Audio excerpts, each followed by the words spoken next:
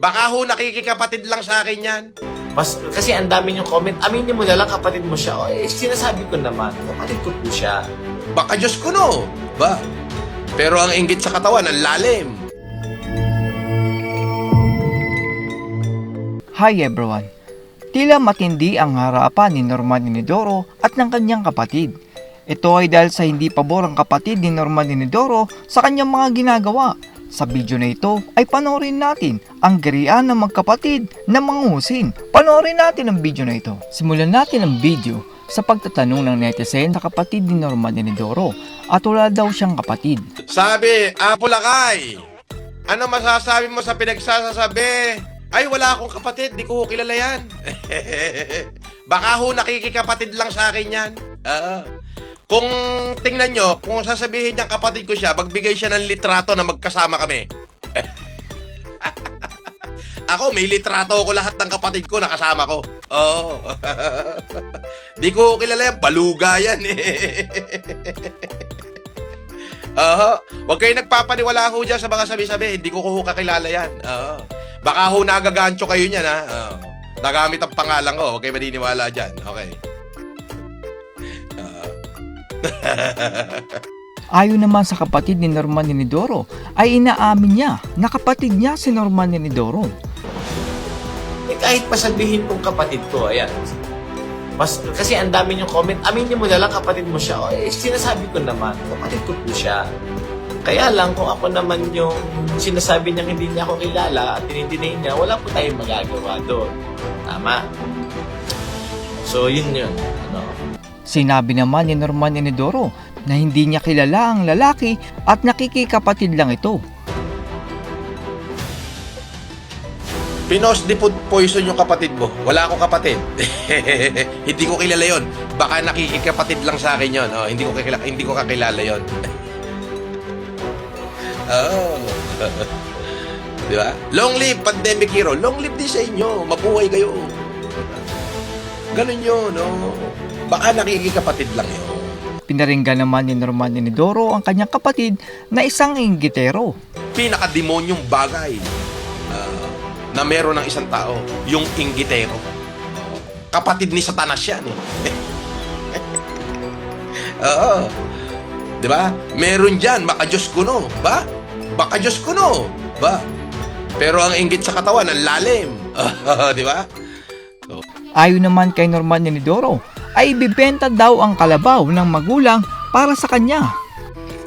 saan ka ba nakakita, Kadaber? May problema ako. Puta, gusto ka ibenta yung 3 kalabaw niya para lang sa akin.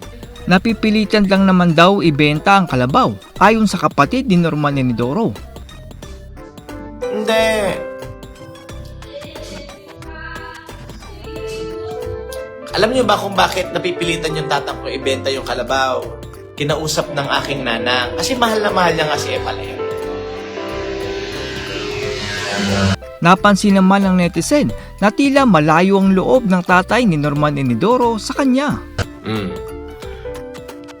Sabi ni Kadaber Epelem, Norms, ba't parang malayo loob sa'yo ni Tata Berto? Hindi bahal na bahal ako. Gudi-gudi mo lang yun. Saan ka ba nakakita, Kadaber? May problema ako. Puta, gusto ka ibenta yung 3 kalabaw niya para lang sa akin. Di ba? Nabalitaan niya, wala akong pera. 100,000 din, 1 kalabaw, ha? Gusto niya ibenta. Pati yung kanya sakingan do, gusto na ipaharvest. Para ibigay sa akin. Saludo naman ako sa nanay ni Norman Inidoro dahil kahit mali ay para lang mapagbigyan si Norman Inidoro ay ginawa niya. Kagaya niyan, sinabi niya sa isang vlog niya o sa isang napanood ko na willing ibenta ng tatang ko yung kalabaw para sa kanya dahil wala siyang pera. Hindi. Ang kinausap ni Epalem yung nanang ko kasi ganun siya kamahal. Kaya yung nanang ko, pinresenta yung kalabaw. Ngayon, sinabi sa akin. Kaya, nagalit ako. Yun. Ngayon, yung mga alaga naming baboy doon, at manok na pinagkakatay niya, hindi naman siya nag-alaga, okay lang yung sige.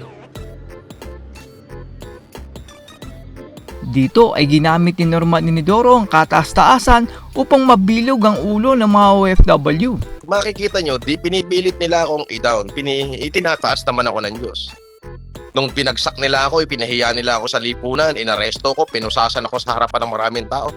Mas lalong dumami yung tao na ginamit ng Diyos para tulungan ako. Sige, come to think of it. Ilan? 3 taon mahigit ako nakulong. Diba? Kulang-kulang 4 na taon. Paglaya ako, wala rin naman ako trabaho. And yet, ang Panginoon Diyos, sige anak, tutulungan kita. Parang ganon. Pinati naman ni Norman Inidoro ang isang masamang netizen na tila hindi maganda ang ginagawa. Nagbigay uli ng 1,250 pesos. Boss, pa-shoutout naman si John Cortez, isa ding malaking tukbol sa Angeles at tirador ng mga mami. Wow! Wala tayong magagawa, ha? Kailangan ko i-shoutout at ipagsigawan to kasi nagbayad si Riker ng 1,250. Sabi niya, ulitin ko, boss, pa-shoutout si John Cortez na isang malaking tukmol sa Angeles, Pampanga at tirador ng mga nanay. Hindorotot, shoutout sa'yo, John Cortez, na malaking tukmol ng Angeles, Pampanga at tirador ka doon ng mga nanay. Pero dito ay nagbanal-banalan si Norman Inidoro at nagpiling pari ng simbahan at nagbigay ng sermon. Dapat yung mga nanay na walang asawa lang ang titirahin mo kasi bawal sa Biblia yung titira ka ng nanay na may asawa. Kasi biblically speaking, ang pumatol ka sa babaeng bayaran ay kayang bayaran ng tinapay. Ngunit ang pumatol ka sa babaeng may asawa, kasalukuyan at kasal, ay pagbabayaran mo yan ng buhay. Biblical po yan. Kaya, hinay-hinay ha? Okay. Pinagyabang naman ni Norman Inidoro na simpleng live lang niya ay libo-libo ang kanyang kinikita. Padingdong Norms, hahaha, gagalit si Ron Sarmiento dyan. Sino naman yun? Sino naman yung Ron Sarmiento? Napapasayan nyo ko pagka ang daming kulay, ang dami biruin mo. Magla-live ako ng 1 oras, kikita ako na 50-60 mil. Diba, sarap? Maraming salamat sa inyo. Adaber, thank you. At yan po ang mainit na bangayan ng magkapatid at ang kalokohan ni Norman Inidoro. Marami ang nagtatanong kung bakit hindi tumitigil si Norman Inidoro. Ito ay dahil sa libo-libong natatanggap niyang palipad dahil sa kanyang mga kalokohan. Wala namang masama dyan kung ganyan lang. Pero noon kasi ay nagkakaroon si Norman Inidoro ng kunwaring humanitarian. Ngayon, itong mga OFW ay inakala nilang itutulong ni Norman Inidoro ang daang-daang libong ibinibigay nila kay Norman Inidoro. Pero ang nangyari ay mga 10% lang ang tinutulong niya at ang iba ay rekta sa bulsa niya. Mahirap po ang buhay ngayon mga kababayan sa ibang bansa. Huwag niyo pong sayangin ang akala niyong itutulong sa Pilipino para sa pansariling kapakanan ng isang tao. That's all everyone. Salamat sa inyong panonood. This is Chuck and you're watching Biker Drone.